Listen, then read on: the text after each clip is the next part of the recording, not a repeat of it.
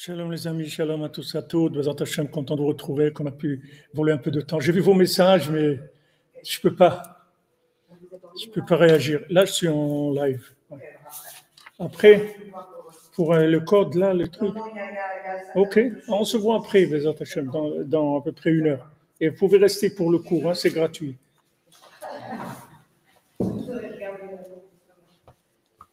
Attendez, il y a encore des réglages à faire, des petits réglages. Non, c'est pas mal.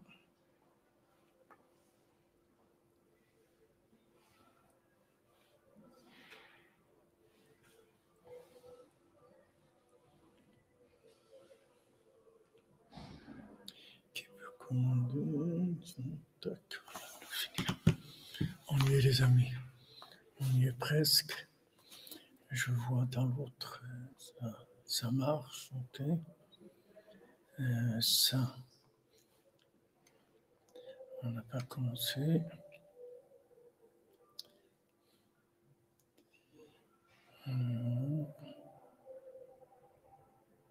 Voilà, ça c'est bon, ça c'est bon. Voilà, Bezat Hashem. Et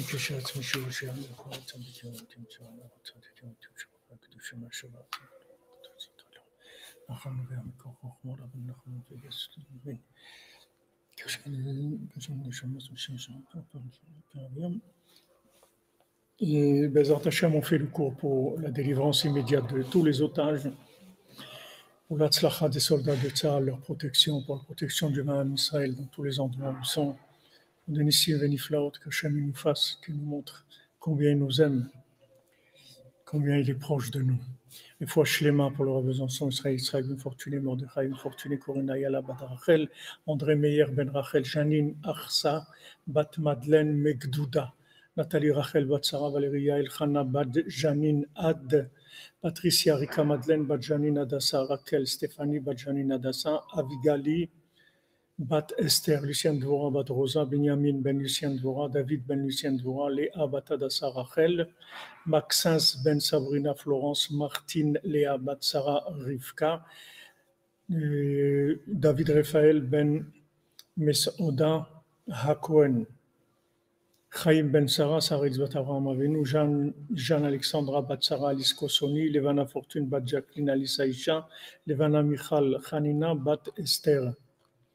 Pour la protection de Eriran Yitzhak Ben Patricia Ava, Nir Gutman Ben Miriam, Eriran Yitzhak Mordechai Ben Ava, Moshe Ben Keren, Avitar Ben Samer, Inon Shalom Ben Sarah Matan Ben Michal, Yeremia Chai Ben Rachel, Enzo Yaakov Chaim Ben Isabel Simcha Goeta, Noam Ben Adi, Yonatan Yitzhak Ben Ayelet, Avinatan Ben Tirza, Kol Yeshurot pour Julia, Bat Rachel, des Ivogim pour tous les célibataires, parmi eux pour Yaron Meir, Benjamin Ben Rachel et Stéphanie, Shira Adassa Bad Rachel, Stéphanie, Moshe Ben Osha, Ethan David Ben Devora. Hatzlacha pour Ethan Ben Rachel, Aaron Ben Rachel, Noémie Ben Rachel, Shalom Bayit pour tous les mariés, parmi eux pour Efrat Kouf Bem, Reish Bat Dalet He. Voilà les amis, on y va.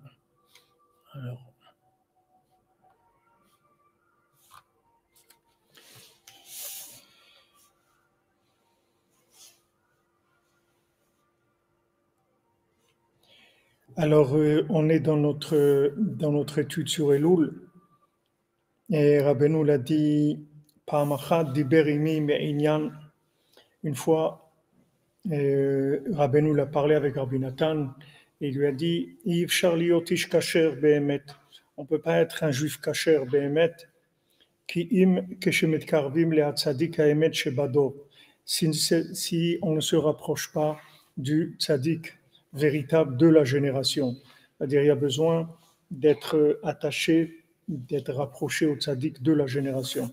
Ana ve'amar, kodem shenimtza tzaddik ha'emet ba'olam, yicholim nitkarev l'Hashem yitbarach b'mi'atzmo.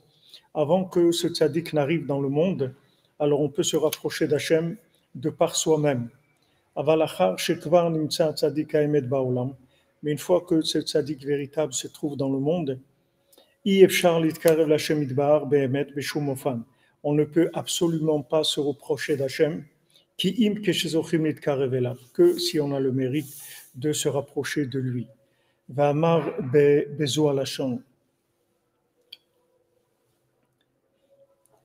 Et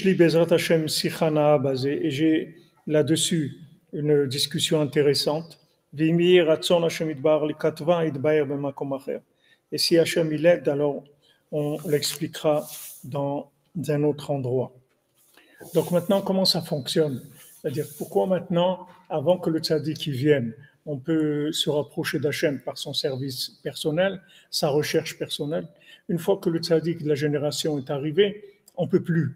Et on est obligé de passer par lui. Pourquoi? Quelqu'un il dit, bon, mais moi je veux faire mon chemin tout seul, ou bien je veux choisir un tzaddik comme j'ai envie, ou chacun avec ses fantasmes comme il a. Pourquoi ça doit être comme ça?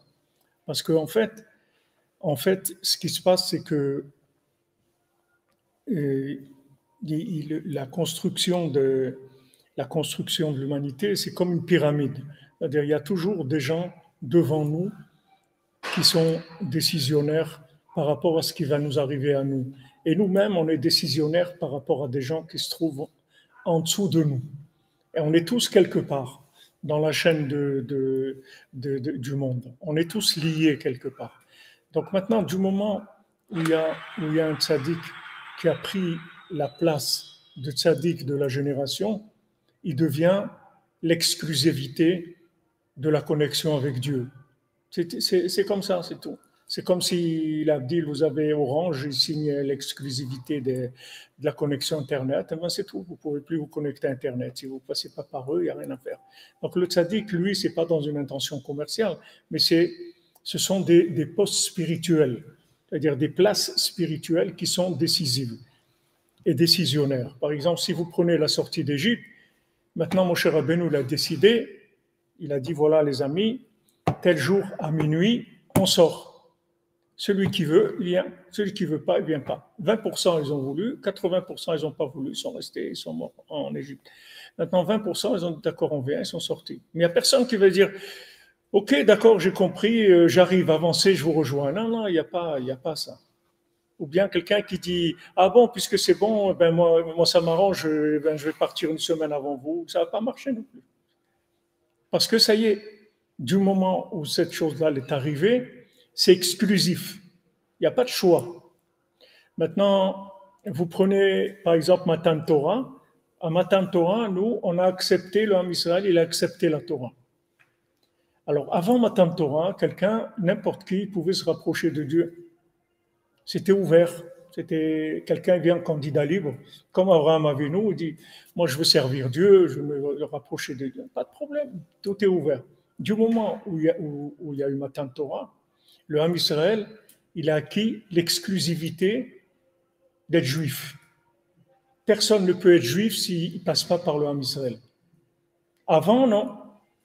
Mais du moment où on a reçu la Torah, ça veut dire que maintenant, officiellement, il est descendu dans le monde un peuple qui a pris l'exclusivité de ce rapport avec Dieu. Et celui qui veut rentrer en rapport avec Dieu, il doit passer par eux. Maintenant, ça peut être des juifs très simples, c'est pas besoin d'être des rabbins.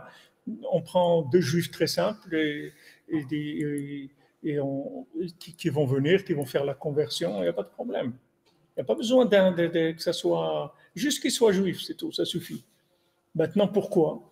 Parce que du moment où il y a eu cette acceptation dans le monde, cette descente dans le monde d'un peuple qui s'est engagé officiellement à vivre selon les règles d'Hachem, il a acquis aussi l'autre côté, c'est-à-dire officiellement.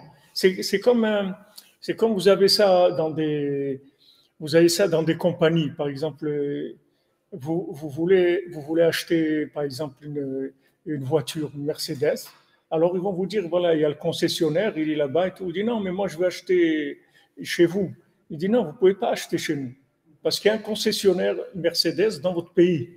Donc, si vous voulez acheter, il faut que vous passiez par lui, parce que nous, on a fait un contrat avec lui, et il est concessionnaire, c'est lui qui vend exclusivement. Et vous en faites pas, ce qu'il reçoit, ça vient de chez nous. Mais passer en direct avec nous, vous ne pouvez pas. Vous auriez pu avant, quand on n'avait pas de concessionnaire. Mais maintenant qu'on a un concessionnaire, c'est terminé. Donc ce principe, il existe, on le vit tous les jours dans la société. Mais spirituellement, c'est la même chose. Tout celui qui avance, il prend une place. Cette place-là, elle est à lui. Maintenant, lui, il va gérer les gens qui sont derrière, et lui, il va être géré par les gens qui sont devant. Et tous les gens qui sont derrière, ils dépendent de lui maintenant. Les gens qui sont derrière lui, ils dépendent de lui. Et lui, il dépend des gens qui sont devant lui. C'est comme ça, il y a une chaîne dans le monde entier. Et il n'y a personne qui peut prendre des places. Et il n'y a pas de place libre. On est là où on est. Maintenant, on a fait quelque chose qui nous a donné une place. Alors cette place-là, elle nous donne des avantages et des inconvénients aussi. C'est une place. Alors maintenant, avant que Rabbi Nachman vienne dans le monde, avant que Moshe Rabbeinu vienne dans le monde, avant que Rabbi Shimon Bar Yochai vienne dans le monde, avant que le Harizal vienne dans le monde, avant que le Baal Shem Tov vienne dans le monde, avant que le Rabbi Nachman vienne dans le monde, il y avait des façons de servir Hachem. Quand le Baal Shem Tov il est venu dans le monde, c'est fini, c'est une exclusivité. C'est-à-dire tout celui qui ne va pas dans le chemin du Baal Shem Tov, il est à côté de la plaque, c'est tout. Parce qu'il y a une exclusivité dans la façon de se connecter à Dieu. Et c'est pour ça qu'il est venu. Il est venu pour ça. Il est venu pour amener une nouvelle possibilité, une nouvelle façon de se connecter à Dieu. Maintenant, Rabbi Nachman, quand il est venu, voilà, il a amené une nouvelle façon de se connecter. Cette nouvelle façon, elle passe par lui. Celui qui ne se rapproche pas de lui, il n'a pas de possibilité. C'est comme ça. Il y a des gens, ils n'aiment pas ça. Il y a des gens, ils ne veulent pas entendre ça. Ils disent non, mais quand même, on est libre. Dieu, c'est le Dieu de tout le monde, etc. Bon, tout ça, c'est des trucs de Picsou, c'est des trucs c'est des trucs d'Hollywood. Les gens, ils ont dans la tête, ils s'imaginent des choses. Ils s'imaginent qu'ils sont libres. Il n'y a personne qui est libre ici. Il n'y a personne qui est libre. Une fois, j'étais avec un taxi en Israël, il m'a dit, vous les religieux, vous nous obligez à faire Shabbat et tout. Non, on ne veut pas. On ne vous oblige à rien. C'est Hachem qui a dit, si tu es juif, tu dois faire Shabbat, c'est tout. Tu n'as pas le choix. Il dit, non, mais moi, je veux être libre, tu comprends? Si j'ai envie de faire, je fais. Si je n'ai pas envie, je ne fais pas. Je ne m'étais pas libre. Il dit, ah non, moi, je suis libre. Je dis, non, tu n'es pas libre. Tu n'es pas libre. Tu t'imagines que tu es libre. Je dis, maintenant, tu peux rouler à 220 à l'heure? Ah non, c'est interdit. Je dis, alors, tu n'es pas libre. Tu n'as pas envie de rouler à 220 à l'heure, on ira 2 fois plus vite. Mais tu ne peux pas. Tu peux conduire sans permis, tu ne peux pas. Tu peux faire... Non, tu ne peux pas. Et si tu veux, je te fais une liste de milliers de choses que tu ne peux pas. Parce que c'est la loi, c'est tout, c'est comme ça. Donc tu vois que tu n'es pas libre du tout. Maintenant, il y a la loi du Créateur qui est encore plus importante que toutes les lois du monde. Il a mis en place un système. Voilà, ce système-là, il faut le respecter. Pour nous, pour notre bien, parce que c'est pas parce qu'il a envie d'imposer quoi que ce soit, qui que ce soit. Donc, ce principe d'exclusivité, c'est une norme spirituelle. C'est comme ça que ça fonctionne. Tout celui qui progresse, il devient une charnière qui est incontournable. Rabbi Nachman, il est incontournable dans le service divin. Ah, il y a des gens que ça dérange, mais il dit, mais non, c'est écrit que tout, et c'est écrit ce que tu veux. Ce qui est écrit, d'abord, tu comprends rien à ce qui est écrit. Ça, il faut que tu le saches déjà. Que tout ce que tu lis, tu comprends rien du tout. Si lui t'explique pas ce que ça veut dire, tu comprends rien. Et tu vas voir qu'il va t'expliquer des choses où tu vas pas du tout savoir qu'est-ce qui se passe. Alors, Menachamaim, tout à l'heure, j'ai vu un passage qui est dans la Hydra, dans la Hydra que Rabbi Shimon il a dit à la fin de sa vie. Et C'est quoi la Hydra? La Hydra, c'est un passage du Zohar qui s'appelle la Hydra. C'est à la fin du Zohar, à la fin de la révélation du Zohar. Alors Rabbi Shimon, il a réuni ses élèves, il a révélé la Hydra. La Hydra, c'est un passage extrêmement élevé dans le Zohar qui se trouve dans la Parashat Nasso et ça s'appelle la Hydra Rabbah, la grande Hydra. Alors une fois, Rabbi Shimon, il a dit à ses élèves comme ça, il dit maintenant, venez tous, et accrochez-vous à moi fort. Vous venez tous ensemble, vous accrochez à moi fort, c'est-à-dire tous, vous venez avec moi très fort. Et à ce moment-là, les paroles de Rabbi Shimon, elles ont commencé à se révéler, et d'une façon, c'est-à-dire il a commencé à révéler des choses extrêmement élevées. Donc, dans la Hydra, il y a 10 tzadikim qui sont rentrés. C'est-à-dire, au moment de ce passage-là, il y avait 10 tzadikim. Ils sont rentrés dans un endroit ensemble, je ne sais pas si c'est dans la grotte ou autre, ils étaient 10. Quand ils sont sortis, ils n'étaient que 7. Il y a 10 qui sont rentrés avec Rabbi Shimon. Quand ils sont sortis, ils n'étaient que 7. Shlosha istalku ba'hydra. Il y a 3 tzadikim qui sont morts là-bas quand Rabbi Shimon il a dit. C'est Rabbi Chizkiya, Rabbi Yosef ben Rav Yaakov et Rabbi Yessa. Ces 3 tzadikim là, Zchutam Yagan Leinu, qui étaient des élèves de Rabbi Shimon, et ils sont morts quand il a dit la Hydra, ils sont morts. Ils sont sortis 7. Alors, tous les groupes, ils tremblaient parce qu'ils ont vu voilà, qu'il y a 3 qui sont morts. Ils ne savent pas qu'est-ce qui va se passer avec eux. Alors, ils ont dit, peut-être en haut, ils ne supportent pas qu'on ait révélé tellement de secrets, tellement élevés. Donc, c'est pour ça qu'ils se sont mis en colère. Alors, Rabbi Shimon, il leur a dit, non, non. Atem kvar tisharu b'chaim, ne vous inquiétez pas, vous allez vivre, ne vous inquiétez pas. Et l'Oumaï, maintenant, qu'est-ce qui s'est passé? Akadosh Baruch Hu ratza la'anot ma'hydra. Akadosh Baruch Hu, il voulait goûter la hydra. C'est-à-dire, c'était un moment tellement extraordinaire, et il y a eu une ambiance et quelque chose de tellement extraordinaire qu'Hachem, il a dit, je veux moi aussi goûter à ça. Il a pris 3 tzadikim, il les a montés chez lui pour être avec eux, pour goûter avec eux ce moment-là qu'ils ont vécu ici. D'accord? Donc vous voyez que nous, on ne sait pas ce qui se passe dans le monde. Nous, on voit des otages, on voit des gens qui meurent. On voit d'après notre côté à nous, comme les élèves de Rabbi Shimon, ils voient, mais quoi, ils sont morts, qu'est-ce qui va nous arriver? Il va rien t'arriver du tout, tranquille. Hachem, il avait envie de passer un moment avec ces gens-là qui ont vécu un moment exceptionnel, de révélation exceptionnelle dans ce monde. Donc Hachem, il voulait recréer cette atmosphère avec eux en haut. Donc il les a pris, c'est tout. Mais aucun problème. Il ne les a pas pris parce qu'il y a un problème, il les a pris parce que c'est quelque chose de très grand. Et c'est sûr qu'ils étaient très heureux. Et imaginez-vous qu'ils montent et qu'ils sont reçus par Hachem, qu'Hachem il dit venez, racontez-moi ce que vous avez dit, venez. C'est quelque chose d'immense qu'on ne peut même pas imaginer. Donc, il faut toujours savoir quand on entend des choses qui se passent, et surtout des choses comme ça, des tzadikim comme ça, de ce niveau-là. On ne sait pas, c'est tout. Des gens, ils sont venus en Eretz Israël, des gens, ils ont été kidnappés, des gens, ils ont été assassinés, des gens, on ne sait rien, on ne comprend rien. On ne sait pas ce que Hachem y fait.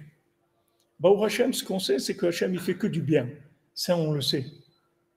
Ça, y a pas, ça on ne remet pas en question, comme on a étudié. Il n'y a pas d'injustice chez Hachem.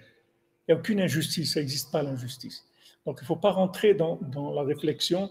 Ouais, c'est quoi vivre en Israël, c'est dangereux, les trucs, ça. Et pourquoi le Ham Israël ne vit pas tranquillement, pourquoi la terre, on ne nous laisse pas tranquille sur notre terre, pourquoi on veut voler notre terre. Il n'y a pas de question, il n'y a pas d'injustice. C'est comme ça. Un jour, tu comprendras ce qui se passe. Maintenant, tu ne peux pas comprendre. Tu ne peux pas comprendre parce que d'abord, tu ne sais pas ce que c'est Eretz Israël. Si tu savais ce que c'est Eretz Israël, tu ne marcherais même pas. Tu serais tout le temps en quatre pattes en train d'embrasser la terre. Tu ne pourrais même pas marcher. À plus forte raison à Jérusalem que des gens ils jettent des mégots ou des trucs.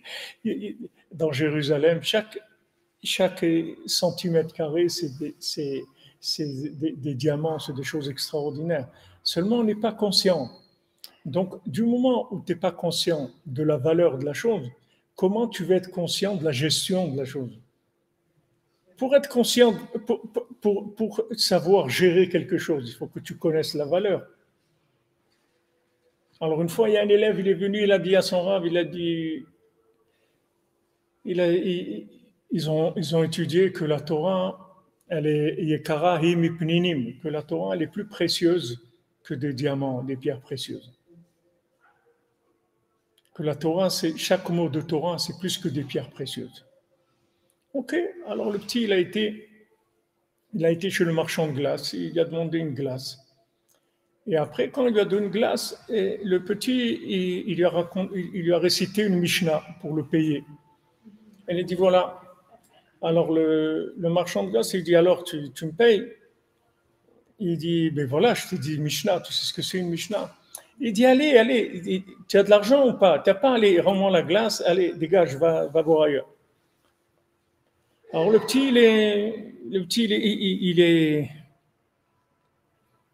Oui, John Heitzman, pas de problème, mon ami, Blinéder, parce que j'ai tellement de choses dans ma tête que j'ai peur de vous oublier. Johnny Heitzman, une pièce de Tzedaka chez Rabbi Nachman.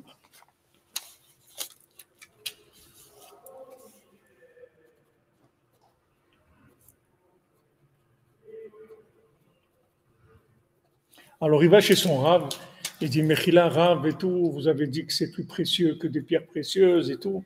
Mechila, je voulais acheter une glace et ça n'a pas marché. Alors, alors le rave il lui a dit ok, viens avec moi. Viens avec moi.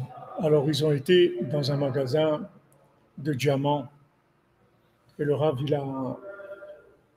il a mis un dépôt d'argent très important et il a pris un diamant qui coûtait des dizaines de milliers d'euros, ce diamant-là. Alors il prend ce diamant et retourne chez le marchand de glace. Alors il lui dit au petit quelle glace si vous voulez, etc. Alors il demande au marchand la glace. Il demande au marchand la glace et il le paye. Au moment de payer, il dit écoutez, je m'excuse, j'ai pas d'argent sur moi, je vous paye avec ça. Alors le marchand de glace, il dit, mais qu'est-ce qui se passe? C'est la journée aujourd'hui. L'autre, il est ça. Lui, il paye avec une pierre. Vous êtes malade ou quoi? Allez, dégagez. Alors après, le rave, il prend le petit, il dit, tu vois, je lui ai donné une pierre, que cette pierre-là, avec ça, c'est plus que ce qu'il va travailler 10 ans, il ne va pas gagner. Même s'il vend des glaces toute la journée pendant 10 ans, il ne gagnera pas le prix. Mais comme il ne sait pas ce que c'est, donc il n'a pas compris. Il aurait su ce que c'est. Il aurait été un connaisseur, il aurait pris tout de suite le diamant, il aurait fermé sa boutique, il aurait eu de quoi vivre des années. Donc tu vois que il faut parler avec des gens qui connaissent les valeurs des choses. Sinon, on parle pas de la même chose. C'est ça le problème. Mais le problème, c'est notre problème dans la communication, dans tout, c'est comme ça. C'est que quand vous parlez avec des gens qui n'ont pas les mêmes valeurs que vous, en fait, c'est un dialogue de sourds. Vous savez pas, eux, ils comprennent pas de quoi vous parlez, et vous, vous comprenez pas de quoi ils parlent, parce que c'est pas les mêmes valeurs, pas les mêmes valeurs. Nous, on ne sait pas ce que c'est Eretz Israël. Nous, on est en Eretz Israël, on est toléré. Chaque seconde qu'on vit en Israël, on est toléré. On est toléré. C'est le contraire. C'est-à-dire que normalement, il faudrait se lever le matin et danser et dire quoi, il y a que, ils ont tué que 3, que 5. Baou Hashem qu'ils n'ont pas tué 200 000. Baou Hashem qu'ils ont tué que 3, que 5. On a le srout, on va vivre encore un jour en Eretz Israël. C'est comme ça qu'il faut voir. Bémet, ils envoient des centaines de bombes et tout. Vous voyez, ça fait rien du tout. Vous voyez, combien de centaines ils envoient? Des centaines de trucs. Ça tombe là, c'est tombé là-bas, c'est tombé dans un terrain vague, ça a abîmé un truc, c'est tombé dans un poulailler. Vous voyez qu'il y a des miracles extraordinaires. Maintenant, c'est le contraire qu'il faut dire. Comment on a le mérite de vivre en Eretz Israël? Comment on a le mérite? Mais comme on ne sait pas ce que c'est, alors on commence à appliquer des valeurs de la Ve République, vous comprenez? Vous commencez à avoir des réactions du macronisme. Alors c'est sûr que ça ne marche pas. Si vous appliquez le macronisme à Eretz Israël, ça ne marche pas du tout, du tout. Parce que Jérusalem, c'est pas Villiers-le-Bel, vous comprenez? Ça n'a rien à voir.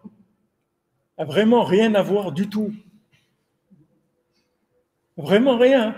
Donc ne comparez pas ni la police de là-bas, ni le maire de là-bas, ni les gens qui habitent là-bas, ni les commerces qui habitent là-bas, ni rien, ça n'a rien à voir du tout, du tout, du tout. On parle d'autre chose complètement. Donc maintenant, comme on ne connaît pas la valeur, on est en train d'utiliser des valeurs standards qu'il y a sur le marché de l'intelligence artificielle. Alors qu'est-ce qu'on entend? On entend des Américains, des Européens, des Espagnols, des Africains, des trucs. Voilà, ils parlent et nous aussi, on est là-dedans. Et voilà, et vous comprenez, il y a des droits de l'homme, il y a les trucs. Il n'y a pas de droits de l'homme. Il n'y a pas de droits de l'homme. Quand on est rentré en Eretz Israël, Hachem, il a dit, vous tuez tout le monde. C'est tout. Il n'y a pas de droits de l'homme. Droits de l'homme, c'est pour l'intelligence artificielle, ce n'est pas pour nous. Nous, on n'a pas de droits de l'homme. Nous, on est soumis à Dieu. On n'a pas de droits de l'homme. Hachem, il a dit, vous rentrez en Eretz Israël, il y avait 7 peuples sur Eretz Israël, vous tuez tout le monde. C'est un ordre de Dieu. C'est pas parce qu'on les aime pas ou parce c'est parce que Dieu il a dit, c'est tout. Donc c'est pas un endroit d'intelligence artificielle. On fait pas ce qu'on veut. On gère pas comme on veut Eretz Israël. Eretz Israël, c'est la terre divine. Chaque seconde qu'on vit en Eretz Israël, ici il y avait un Breslever Ouman qui dit qu'il faisait partie des 36 tzadikim de la génération et il voulait aller en Eretz Israël. Il a dit voilà, celui qui m'arrange le visa pour Eretz Israël, pour venir en Eretz Israël, je lui signe un papier que je deviens son esclave 23 heures par jour, qu'il me laisse 1 heure par jour, c'est tout. Et les 23 heures, je le sers, je fais ce qu'il veut. Alors qu'ici, il était libre, il servait Hachem toute la journée, mais il savait qu'1 heure par jour en Eretz Israël, c'est plus que ces 24 heures ici. Si vous connaissez les valeurs, alors vous n'avez pas la même question. Vous n'avez pas cette question-là. Souvent, quand je suis en France, et il y a des fois des gens ils me demandent, ils me disent frère, qu'est-ce que vous pensez? Il faut monter en Eretz Israël ou pas? Je dis qu'est-ce que vous voulez que je vous réponde? Comment vous voulez que je vous réponde? Vous avez devant vous une boîte de conserve rouillée et un diamant. Et vous me dites, Rav Ifra, qu'est-ce que vous pensez que je dois choisir? Comment je vais vous répondre? Je vais vous répondre qu'il faut aller vous faire soigner, aller dans un hôpital psychiatrique. Qu'est-ce que je vais vous répondre? Qu'est-ce que je vais vous répondre? Vous vivez dans une poubelle et vous me dites qu'est-ce qui est mieux, Ravi Frère, la poubelle ou le palais du roi? Qu'est-ce que vous en pensez? Qu'est-ce que vous pensez? Je n'ai pas besoin de penser. Ah, maintenant, pourquoi tu as une question? Parce que tu ne sais pas ce que c'est, tout simplement. Alors, demande à Hachem qui te fasse savoir ce que c'est. Et c'est tout comme ça dans la vie. Eretz Israël, c'est comme ça. La Torah, c'est comme ça. Le mariage, c'est comme ça. Les enfants, c'est comme ça. Tout, c'est comme ça. Si on n'est pas conscient de ce qu'on a, on ne peut pas avoir l'attitude qu'il faut par rapport à la chose. On a une attitude erronée. On n'est pas, on ne sait pas ce que ça veut dire.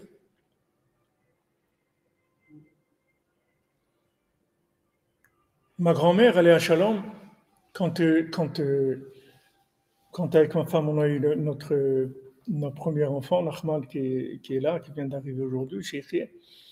Alors, ma grand-mère, elle l'a connu, c'est-à-dire, il est né à l'époque de Shavuot, et donc, 2, 3 mois après, on a été en Eretz Israël, et ma grand-mère, elle l'a connu.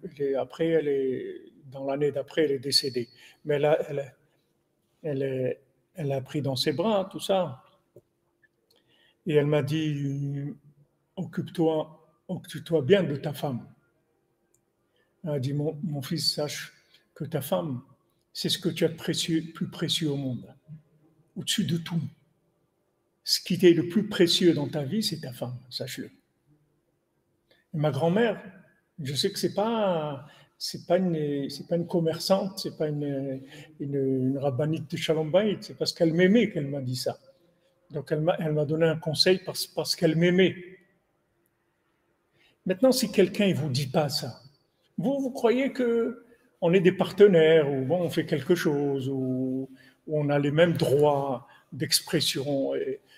Non, mais tu comprends, moi aussi j'ai le droit de m'exprimer. Non, tu n'as pas le droit de t'exprimer, mon ami. Non, ce pas les mêmes valeurs. Quoi, j'ai pas le droit de dire ce que je pense? Non. Mais c'est terrible alors, on n'est pas libre. Non, on n'est pas libre.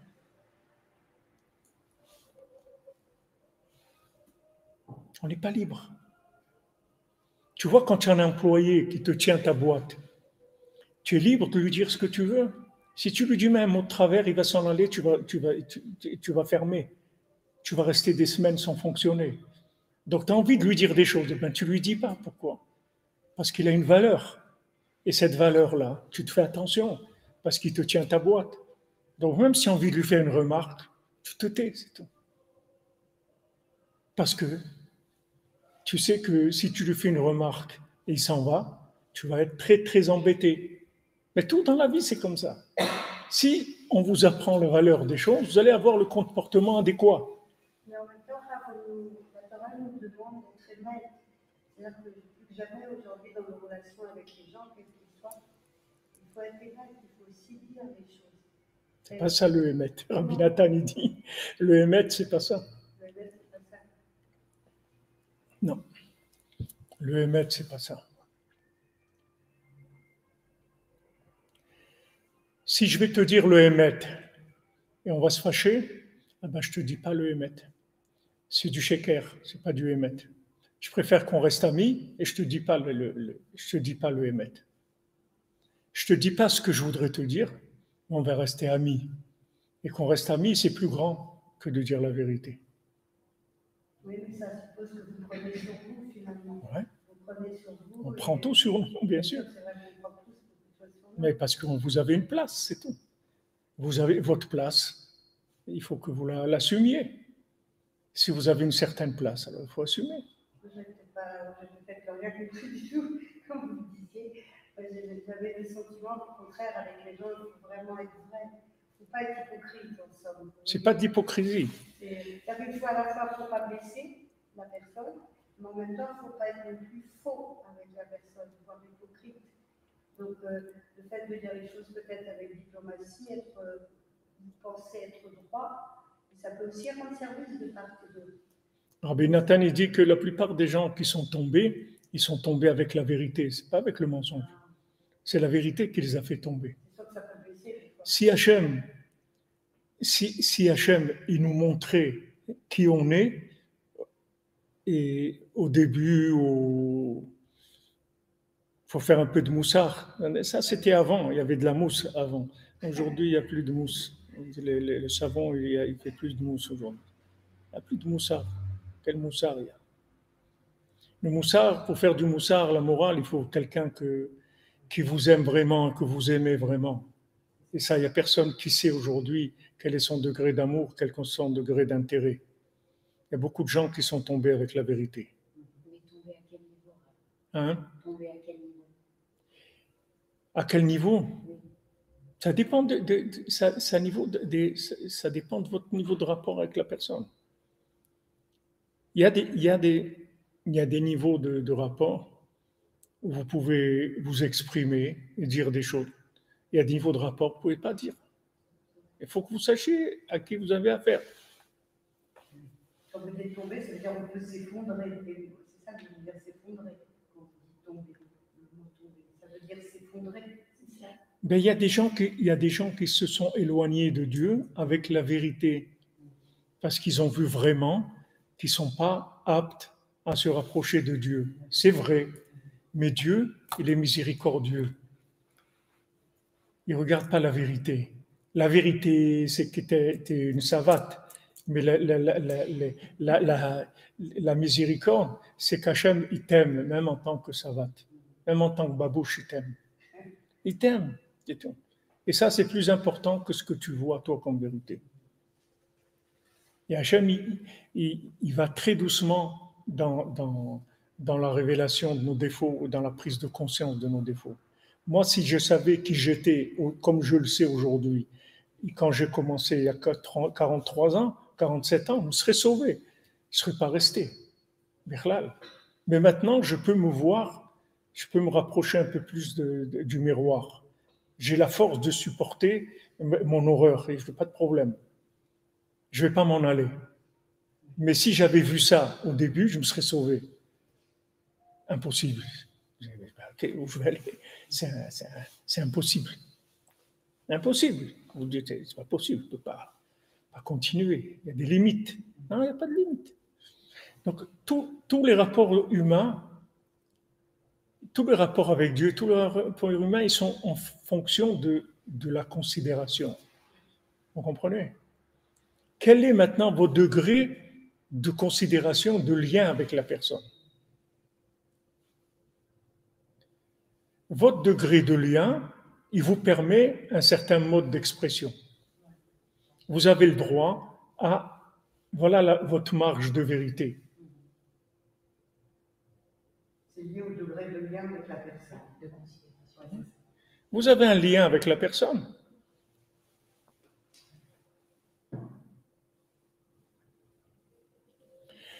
Non, à part ça, que quand on dit la vérité, c'est sa pauvre vérité, mais même si c'est quelque chose qui est de la Torah, que vous avez vu écrit, et que Bémet, la personne, elle est dans une erreur, ou elle fait quelque chose qu'elle ne doit pas faire, ou elle a un comportement avec vous qui est pas valable. Il y a quelques semaines, on a eu ici un problème avec des gens, et il y a le Rav qui a dit, voilà, ça et ça. Mais après, j'ai vu que ces gens-là, ils n'ont pas la force de vivre cette vérité que le Rav, il a dit, de ce qu'il fallait faire et tout. Un jour, j'ai baissé la tête, j'ai laissé tomber, c'est tout. J'ai dit, maintenant, ces gens-là, ils croyaient que on va demander à un Rav ce qu'il va dire, on va le faire, etc. Mais j'ai vu que quand le Rav, il a dit ce qu'il fallait faire, ils ont commencé à délirer complètement. Donc je dis, ben, on va tomber dans des problèmes encore plus grands. Donc on arrête, c'est tout, on recule, c'est tout, tant pis. Qu'est-ce qu'on va faire? C'est des vérités qui ne peuvent pas se vivre. Ne croyez pas que parce que vous voyez quelque chose qui est vrai, que cette vérité-là, vous pouvez la dire à la personne. Il faut que la personne elle puisse vivre cette vérité-là. C'est ça qu'il faut que vous vérifiez avant. C'est pour ça que la halakha aussi bien souvent, la halakha nous aide à statuer dans des rapports comme ça, parfois conflictuels ou difficiles. La halakha, elle pose le cadre. La halakha, elle vous dit que vous pouvez changer pour darke shalom. Vous pouvez même dire des choses qui ne sont pas vraies pour le shalom. La halakha, elle vous dit de ne pas garder de la haine dans votre cœur. Donc il faut évacuer cette haine. Mais c'est pas, pour l'évacuer, pas besoin de parler avec la personne. Il faut demander à Hachem, il faut faire sortir ça du cœur. Cette rancune, tout ça, cette rancœur, ou quand on en veut à quelqu'un parce qu'il nous a fait ça, ou nous a fait ça.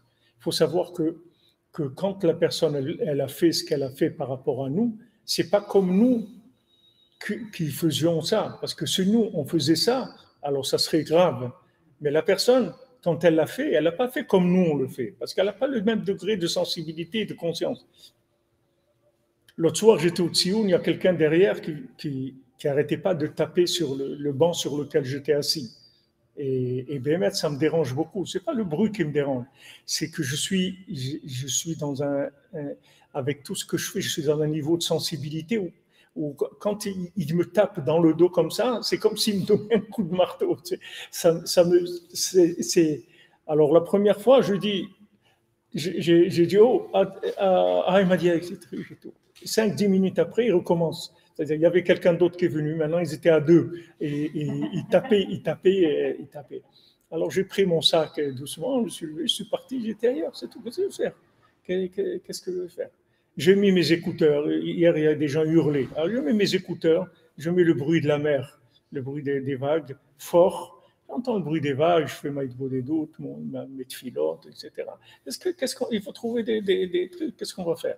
Mais vous allez commencer à crier sur tout le monde, leur dire, mais attends, un peu de respect, non, tu vois pas d'être... Il n'y a pas ça. Il n'y a pas... Il faut que tu comprennes que sa machine à lui, elle ne fonctionne pas comme la tienne. Que toi, tu ne pourrais jamais faire ça. Et si toi, tu le fais, c'est grave. Donc, tu ne peux pas lui parler ton langage, parce qu'il ne sent pas la même chose que ce que tu ressens. Donc, essaye de voir où il est lui, pas où tu es toi. Et à ce moment-là, tu vas voir que ça va être beaucoup plus facile. Et dans le doute, tu t'abstiens, c'est tout, tu dis rien. Il y a des vérités qu'on ne peut pas entendre. Alors à quoi ça sert?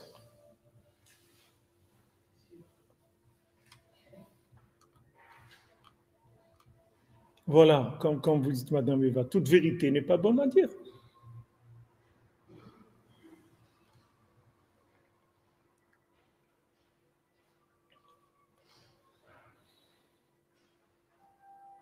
Voilà, il faut demander à Hachem de vider le cœur de toutes ces choses-là. C'est tout. Maintenant, si vous voyez, si vous voyez quelqu'un qui cherche, quelqu'un qui demande, quelqu'un que Béhémet, il est prêt à avancer, et encore, il faut vérifier. Parce qu'il y a des gens qui vous disent qu'ils sont prêts à entendre des vérités. Et c'est pas vrai. C'est pas vrai. Rabbeinu avait un élève, Raphaël, qu'une fois il a demandé à Rabbeinu, je veux voir un mort. Je veux voir quelqu'un qui est déjà mort. Le voir présent. Alors Rabbeinu lui dit, tu vas avoir peur.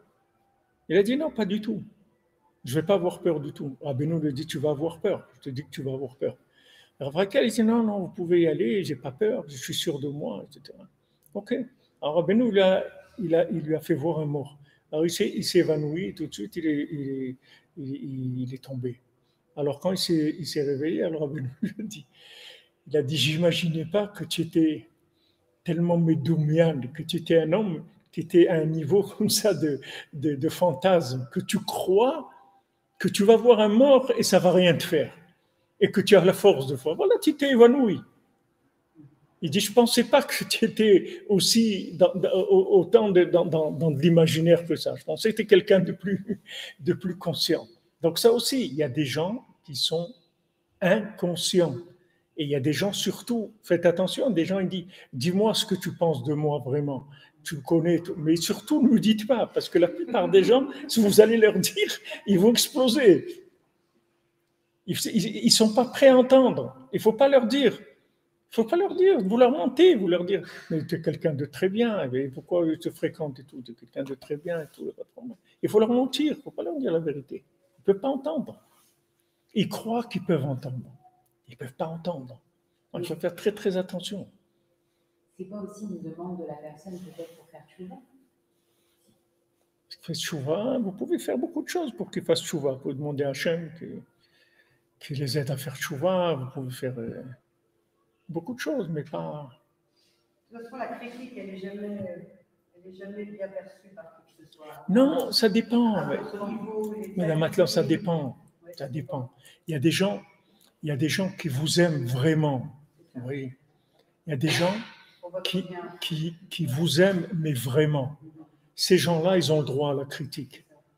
Parce que ces gens-là, jamais ils vont vous dire une critique pour vous faire du mal. Jamais. Ils vous aiment, ils veulent vraiment, ils ont de la peine pour vous, ils veulent que vous avanciez. Donc, Michelet, il dit, Shlomo HaMelech, il dit, Oriach lachacham ve'ya'aveka.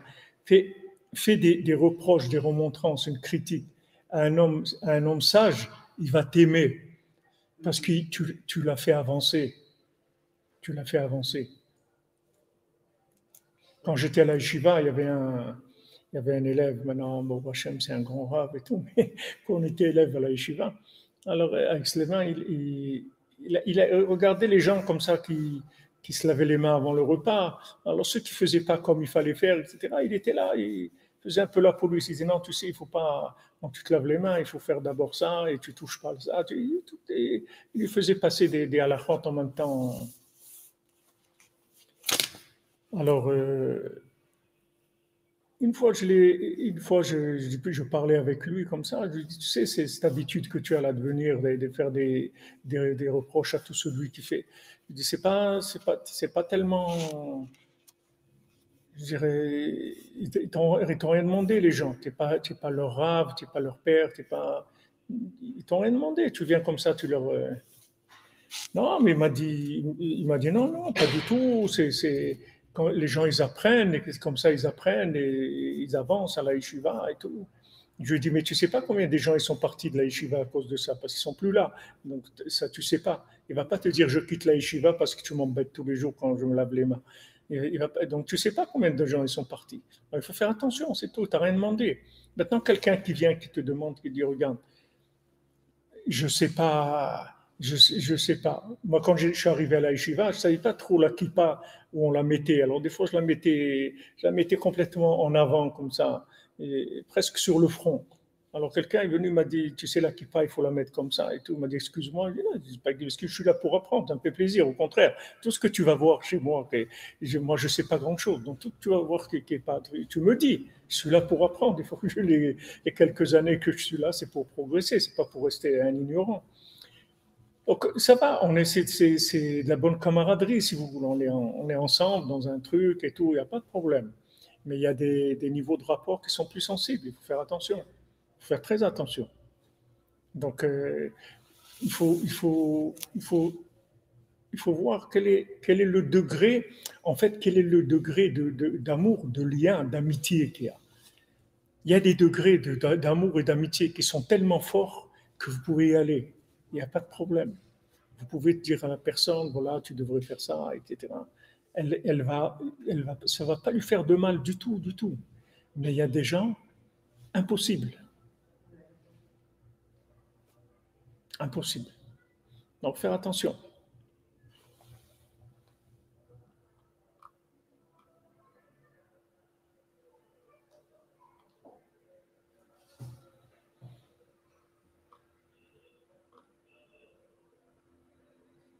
Ouais, il y a des gens qui croient aimer aussi, ça c'est vrai.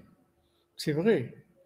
Ça c'est pas les gens qui aiment qui comptent, c'est celui qui est aimé qui doit être en confiance.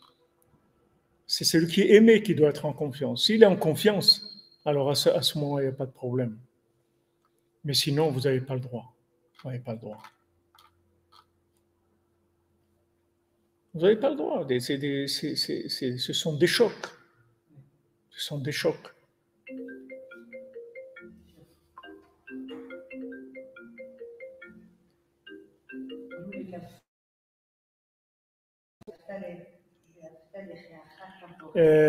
Ivan, I'm just finishing my lesson. I come few minutes, okay? Okay. Bye. C'est des choses qui marquent pour toute la vie. Il faut faire très attention, très très attention. Aujourd'hui, c'est un degré de fragilité. Il n'y a jamais eu ça dans le monde. Jamais eu ça dans le monde. Je vous dis, hier soir, je m'en voulais parce que je me disais, mais c'est pas possible, comment tu vas faire? Le gars, il a fait comme ça, il t'a tapé un peu dans le dos, alors ça y est, ça te... Mais Béhémet, c'est comme s'il m'avait frappé ce que j'ai ressenti. C'est-à-dire, c'est très fort comme sensation. Alors, comment tu vas faire? Comment tu vas faire? Le Baal Shem Tov, il dit, nous, on croit qu'on avance dans la vie, on devient solide parce qu'on avance. Le Baal Shem Tov dit, c'est le contraire. Quand tu avances dans la vie, tu te fragilises. Il dit, c'est comme le cristal. Il dit, vous prenez du verre, du Ralex ou des trucs comme ça, pas de problème. Mais vous prenez du cristal avec une note de musique. Vous pouvez casser un verre en cristal. Avec un son, vous pouvez le casser, le cristal.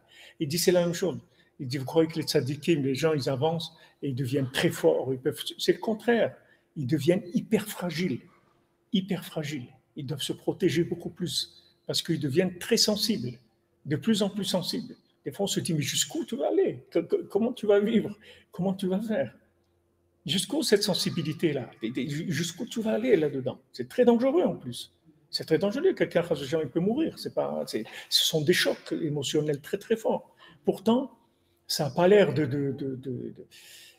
c'est pas par rapport à ce qu'ils ont passé ces otages-là ou des choses comme ça, que c'est Bon, c'est d'autres situations. Quand quelqu'un est dans une situation de choc comme ça, il vit dans dans une autre façon une autre sensibilité, c'est autre chose. Mais dans la vie de tous les jours, il ne faut pas croire qu'on devient solide avec le temps. On se fragilise avec le temps. On a besoin beaucoup plus de doucement. Il faut aller doucement, il faut dire les choses doucement, il faut faire attention parce qu'on se fragilise avec le temps. Et les personnes âgées, il faut faire très attention parce qu'elles sont très sensibles. Alors, il y a des gens qui parlent comme on leur parle à eux, mais l'autre, il n'entend pas comme toi, tu entends. Il entend autre chose. Donc, il faut faire attention.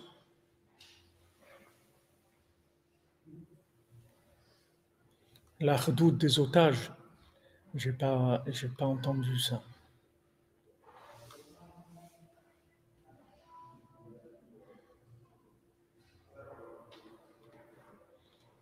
Mais être, c'est...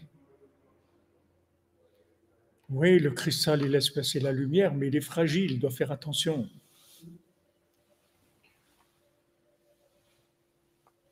Il doit faire attention. Donc ne vous croyez pas, ne croyez pas brandir l'épée de la vérité. La vérité, c'est secondaire. Ce qui compte d'abord, c'est l'amitié, le rapport avec les gens. On cherche le dénominateur commun, et des fois, il est très bas, le dénominateur commun. Je vois maintenant, je vois quelle gentillesse, quelle patience il avait le Rav Besançon chez Fauchelema Israël Sagan Fortuné avec nous. Je me dis comment je lui ai dit, maintenant je me rends compte, je lui ai dit des choses. Je lui ai dit comment il ne m'a pas jeté dehors quand je lui ai dit ça. Je disais des choses, moi je ne savais pas. Je venais d'un monde, je ne savais pas, je disais des choses. Et comment il n'a même pas changé de visage, d'expression, ni rien. Alors qu'aujourd'hui, quelqu'un me dirait ça à moi. Comment on peut dire des choses pareilles? Mais je ne savais pas. Je m'exprimais normalement d'après la norme de la poubelle. C'est tout. Qu'est-ce qu'on va faire? Quelqu'un qui vit dans des poubelles, c'est ça sa norme. Et si maintenant, si quelqu'un il le prend comme il devrait être, ou comment il va devenir dans 30 ans, il ne va pas avancer, la personne va partir, elle ne va pas tenir. Donc, ne croyez pas que la vérité, c'est un alibi pour dire des choses. Le shalom, c'est plus grand. Le shalom, c'est plus grand. Gardez des rapports avec les gens. Des fois, les gens disent, eh ben, je lui ai dit les 4 vérités, alors qu'est-ce que tu as fait? Qu'est-ce que tu as fait?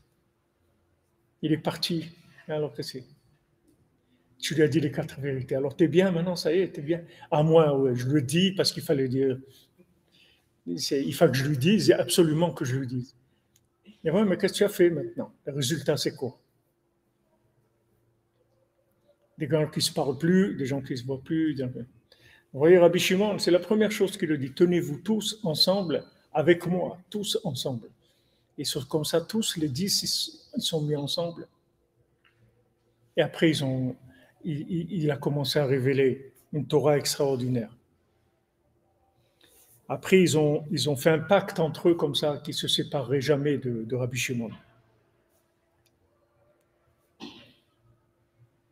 Ils étaient 6 avec Rabbi Shimon. Rabbi Shimon leur a dit, Anachnu ka'et shiv'a, puisqu'il y avait 3 qui sont morts, maintenant ils étaient 7 avec Rabbi Shimon. Kedel zami yemei shabta, on est par rapport aux 7 jours de la semaine. Na'ana ve'amar Rabbi Yehuda, alors Rabbi Yehuda il a dit, Achen ken, il a dit c'est vrai qu'on est 7. Avalata are Shabbat. Il dit on est 7, mais toi tu es le Shabbat. Nous on est les 6 jours de la semaine, mais toi tu es le Shabbat. Hemlo inichushit otam. Ils ne se sont pas laissés rouler. Même que Rabbi Shimon il a dit on est 7 et il les a inclus avec lui, il s'est inclus avec eux, il leur a dit on est, mais eux ils sont restés à leur place. Ils savaient très bien qui ils étaient par rapport à lui. Shiv'a aval shenite et atzmenu she'anu beyachad itra, qu'on va se tromper et qu'on va s'imaginer qu'on est au même niveau que toi, qu'on est avec toi.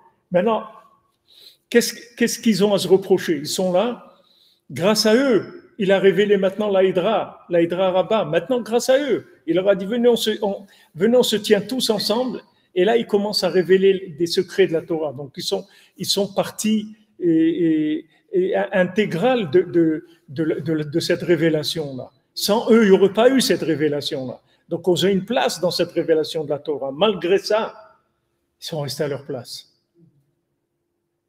Ils ont fait attention.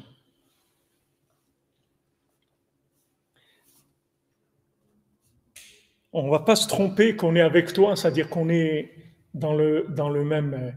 faire attention.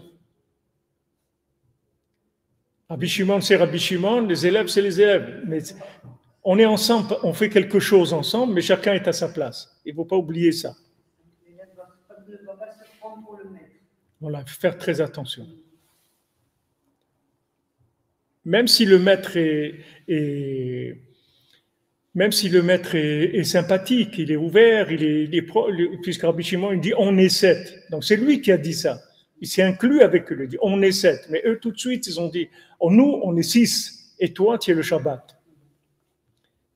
Anachnu ashisha yamim, non les 6 jours de la semaine. Ve'ata be'emet ha-Shabbat, et toi be'emet tu es le Shabbat. Antru Shabbat dechuleu yoma, ils ont dit toi tu es le Shabbat de tous les jours. Ze Rabbi Yehuda amar anu achen shiv'a.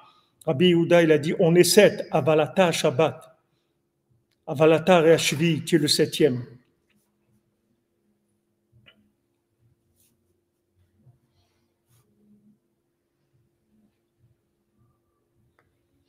Bien que maintenant, les élèves, c'était des grands élèves, c'était des gens importants, c'était des gens qui allaient permettre à Rabbi Shimon de révéler ce qu'il allait révéler.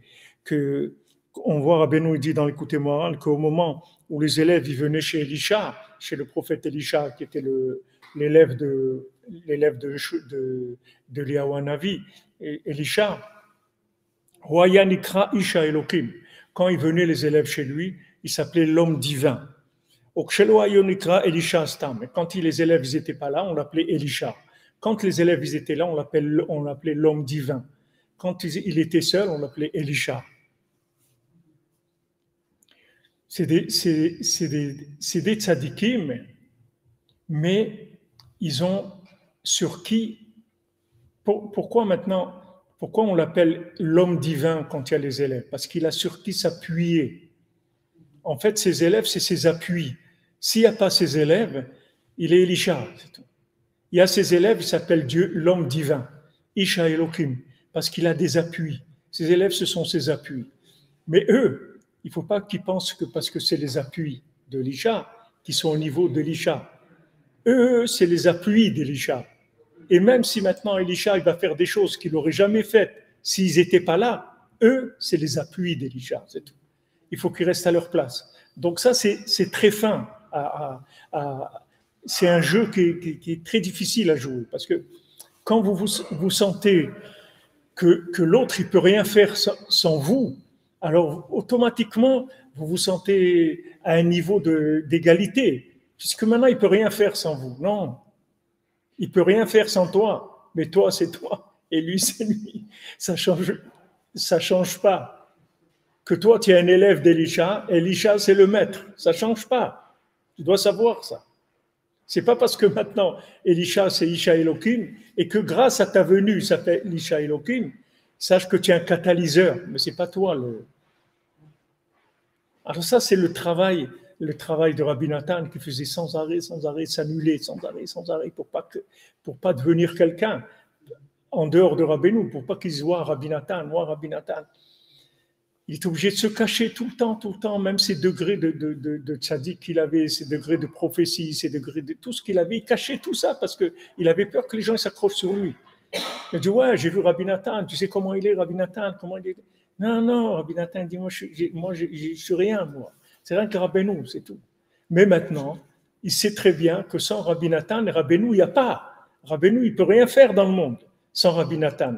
Malgré ça, Rabbi Nathan, il est resté Rabbi Nathan, il n'est jamais devenu autre chose qu'un élève, c'est tout. Et ça, c'est les grandeurs des élèves de Rabbi Shimon. Bien qu'ils étaient indispensables, que sans eux, il n'y a pas de Rabbi Shimon, ils étaient des élèves. Ils n'ont jamais été autres que des élèves. Et les rapports avec lui, ils étaient clairs. C'est le maître, on est les élèves. Très important de savoir ça dans la vie, par rapport à tous les gens avec qui on a affaire, et surtout quand on se marie. Surtout, il ne faut jamais oublier la grandeur du conjoint, que ce soit l'homme ou la femme. Il est indispensable dans notre vie, il faut savoir. À part tous les défauts qu'il peut avoir, ou à part toute la réussite qu'il me doit, parce que si j'étais pas là, il ne serait pas arrivé à ça. Pas de problème. Pas de problème. Tu l'as aidé, tu l'as soutenu, tu as fait tout pour qu'il réussisse. Mais il ne faut pas oublier qu'il est ce qu'il est. Il faut pas, ça ne change rien. Il faut rester chacun à sa place. C'est extrêmement important. Vous avez des fois des gens, vous les amenez du néant. Ils se construisent, etc. Après, ils vous regardent de haut, ils commencent à vous juger et dire non, mais.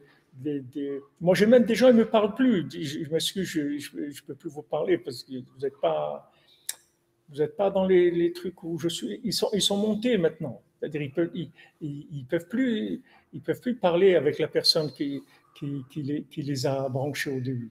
Alors que ça coûte rien. C'est juste amis, même à distance. Mais de rester amis, non. Maintenant, ils sentent que c'est un contact qui va les rendre impurs pratiquement dans là où ils sont, le niveau où ils sont arrivés, je ne sais pas quel niveau ils sont arrivés, là où ils pensent qu'eux, ils sont arrivés. Vous voyez que la personne, elle avance, et quand elle voit qu'elle sait quelque chose que vous ne savez pas, ça y est, elle croit qu'elle est supérieure, mais ce n'est pas le savoir, un maître. Vous voyez, Rabbi Shimon, il ne leur dit pas des choses qu'il sait. Rabbi Shimon, il ne sait rien du tout de ce qu'il va leur dire. Ensemble, ils vont révéler l'Aïdra, mais ce n'est pas des choses qu'il avait en tête que maintenant il va leur dire. Ce n'est pas une conférence où il va sortir des conclusions qu'il a faites lui-même. Et aucune conclusion, il n'y a rien. Tout va sortir maintenant. Mais maintenant, Rabbi Shimon, c'est Rabbi Shimon. Eux, c'est eux. Et ça, c'est très important dans la vie. Il ne faut pas se croire que parce qu'une personne, on vit avec elle, on fait des choses avec elle, et on arrive à vraiment à être détendu, faire plein de choses ensemble. Mais il faut du respect. Et s'il y avait ça dans les couples, il n'y aurait jamais de problème. Parce que les couples, ils sont tous indispensables l'un à l'autre. Il n'y a aucun qui peut vivre sans l'autre. Mais ça, il ne faut pas l'oublier, ça c'est la base. Après, maintenant, il y a des problèmes de gestion, de comportement, tout ce que vous voulez. Mais ce point-là, il ne faut jamais oublier. Et quand on sait ça, alors on a une autre façon de parler, on a une façon de faire, parce qu'on va à l'essentiel, on regarde l'essentiel. On ne regarde pas tout ce qu'il y a autour. Voilà. L'essentiel.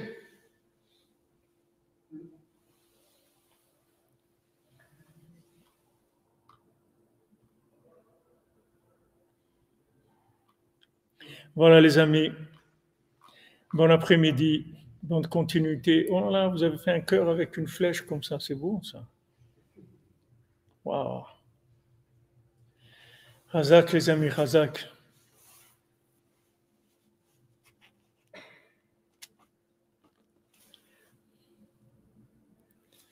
Voilà, Bémet, je ne sais pas pourquoi j'ai parlé de ça, je vous dis franchement, mais quand j'ai vu ce passage du Zohar tout à l'heure, ça m'a tellement ému.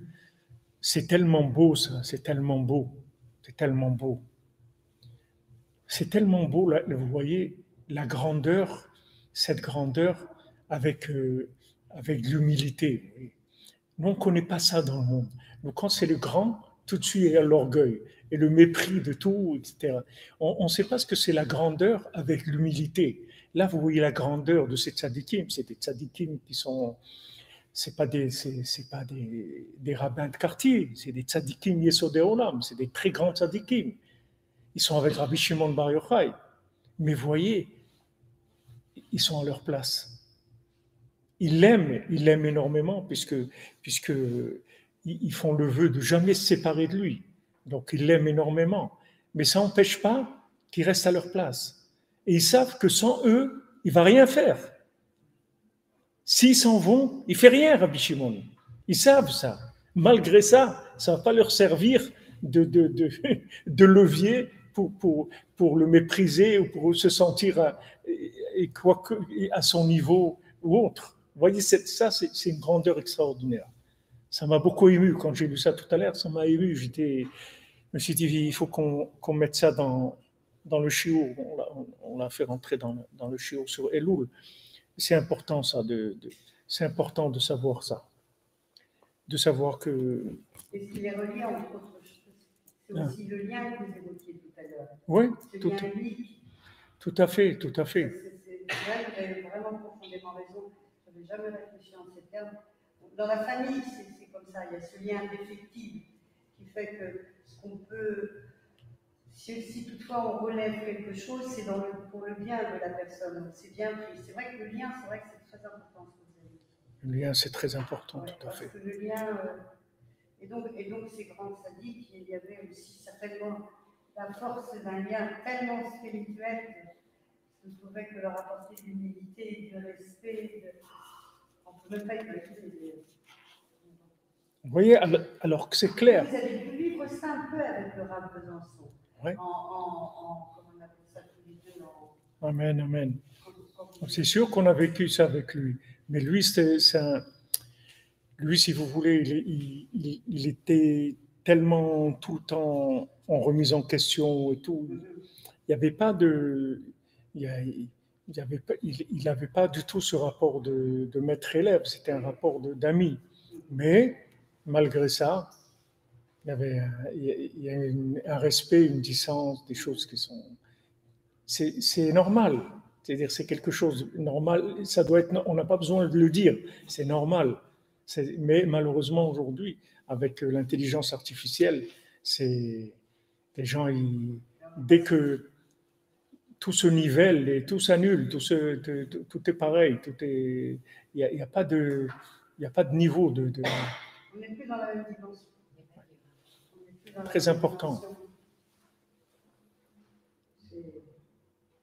Voilà la tribu de Dan, mais à Sef Kol HaMachanot. Très vrai. Amen, amen. Lika, que vous ne souffriez pas de pauvreté, que vous ayez la richesse, Bezat Hashem. Qu'Hachem vous donne la richesse, que vous puissiez faire beaucoup de bien, Bezat Hashem. Voilà les amis, on se retrouve tout à l'heure à 2h pour le Tikkun HaKlali. Ashrenu matov chelkenu manayim goralenu. Hier soir, vous avez vu un peu les slichot et les shofar, on a vu avant de commencer Tikkun HaKlali. Ashrenu matov chelkenu manayim goralenu. Ashrenu matov chelkenu manayim goralenu.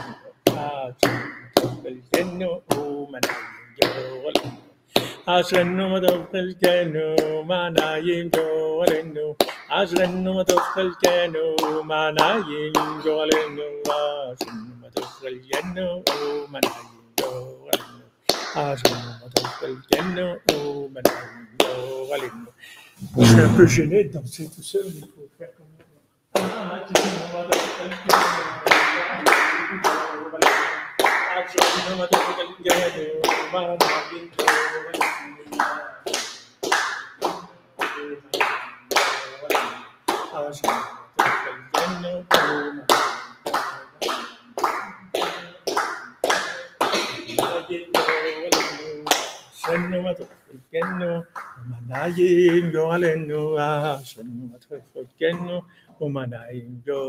Amen, amen, vous aussi, des bonnes nouvelles, soyez bénis, des bonnes nouvelles.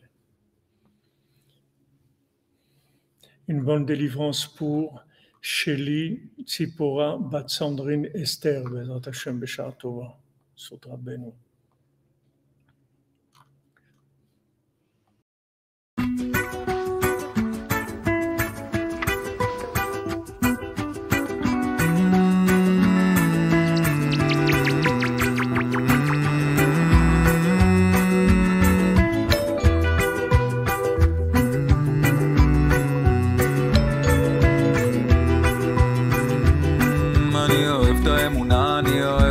אני אוהב את הברכה, להגיד לו שם תודה. אני אוהב לראות הטוב, רק לראות הנקודה טובה. אוהב את הצדיק, אני סוגר ובא. אני אוהב את המצוות, אני אוהב את השפלות. אוהב לקום בבוקר, להניח את התפילין בפשיטות, לקבל את הניתוק מהעולם. אוהב לרקוד, לשמוח, ליהנות מהשכינה.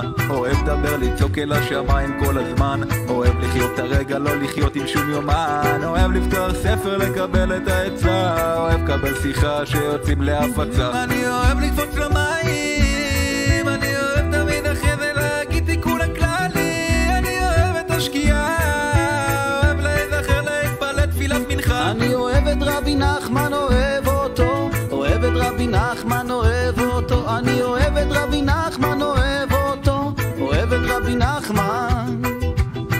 אני תמיד תמיד אוהב, אני תמיד תמיד אוהב, אני תמיד תמיד זוכר שיש רבנו בעולם. אני תמיד תמיד אוהב, אני תמיד תמיד אוהב, אני תמיד תמיד זוכר שיש רבנו בעולם.